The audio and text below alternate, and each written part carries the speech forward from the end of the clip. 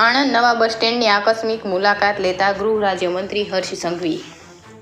Police આવાસના લોકાર્પણ પ્રસંગે આણંદ ખાતે પધારેલા ગુજરાતના ગૃહ રાજ્યમંત્રી હર્ષ સંઘવીએ લોકાર્પણ કાર્યક્રમ બાદ આણંદના નવા બસ સ્ટેન્ડની આકસ્મિક મુલાકાત લીધી હતી.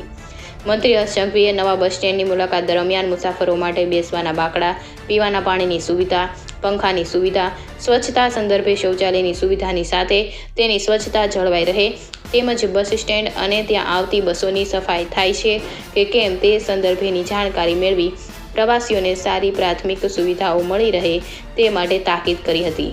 ગૃહ રાજ્યમંત્રીએ નવા બસ સ્ટેન્ડની આકસ્મિક મુલાકાત લઈ નિરીક્ષણ કરી ગુજરાત રાજ્ય માર્ગ વાહન વ્યવહાર નિગમના અધિકારીઓને બસ સ્ટેન્ડમાં તાત્કાલિક નવા બાકડાઓ મૂકવા તથા જ્યાં પણ પંખા નથી ત્યાં નવા પંખા લગાવવા, શૌચાલયની સફાઈ થાય તે માટેની વ્યવસ્થિત સુવિધા તથા મુસાફરોને પીવાનું પાણી મળી રહે તે માટેની સુદૃઢ વ્યવસ્થા ઉપલબ્ધ બનાવવા અને તેની આસપાસ નિયમિત સફાઈ રાખવા અંગે સૂચના આપી હતી.